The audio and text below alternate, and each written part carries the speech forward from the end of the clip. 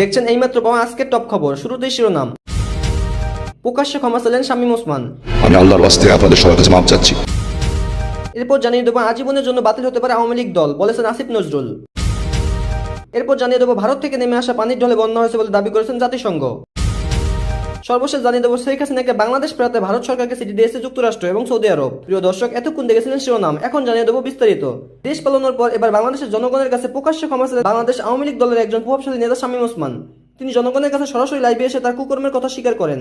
জেনে না জেনে যত অপকর্ম করেছেন তা স্বীকার করে নিয়েছে এবং শামীম ওসমান বলেন সরকার জনগণের বন্ধু ছিল, তবে এর মধ্যে কিছু স্বার্থবাদী লোকের জন্য আওয়ামী লীগ সরকারের আজ এই বেহাল দশা হয়েছে বলে তিনি জানিয়েছেন।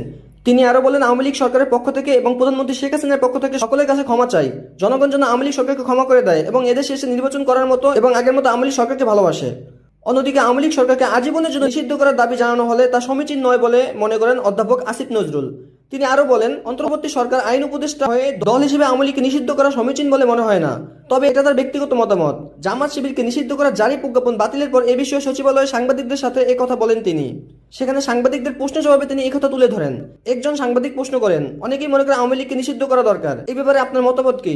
এই ব্যাপারে জনাব আসিফ নজরুল বলেন যখন আওয়ামী লীগকে নিষিদ্ধ করার দাবি হাইকোর্টে করা হয় তখন অ্যাটর্নি জেনারেল অফিসে দাঁড়িয়েছিলেন তিনি কোনো রাজনৈতিক দলকে নিষিদ্ধ করার পক্ষে নন। শক্তভাবে জঙ্গি তৎপরতা, রাষ্ট্রবিরোধিতা তৎপরতা থাকলে সেটি সততার সাথে তদন্ত করা উচিত, তাহলে মাত্র নিষিদ্ধ করা যেতে পারে। সাধারণত নিয়ম হিসেবে সংবিধানে সংগঠন করার স্বাধীনতা আছে। আসিফ নজরুল আরো বলেন আওয়ামী লীগ বাংলাদেশের স্বাধীনতা সংগ্রামে নেতৃত্ব প্রদানকারী দল। বিভিন্ন গণতান্ত্রিক সংগ্রামের এই দলটি অবদান ছিল। গত 15 বছর তারা যা করেছে এটি তাদের ঐতিহ্যের সঙ্গে যায় না, সেটি মুক্তিযুদ্ধের চেতনার সঙ্গে যায় না। তারা বাংলাদেশের ইতিহাসে বর্বরতার ফ্যাসিবাদ কায়েম করেছিল।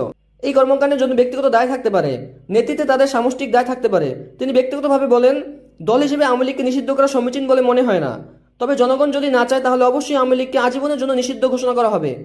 অন্যদিকে প্রধানমন্ত্রী খুনি সরিয়ে শেখ হাসিনাকে বাংলাদেশে ফেরত পাঠাতে বা বন্দি বিনিময় চুক্তির মাধ্যমে বাংলাদেশের সরকারের কাছে তুলে দেওয়ার জন্য ভারত সরকারকে নোটিশে পাঠিয়েছেন মহাসচিব বা হাইকমিশনার থেকে, এছাড়াও যুক্তরাষ্ট্র এবং ইউকে থেকে।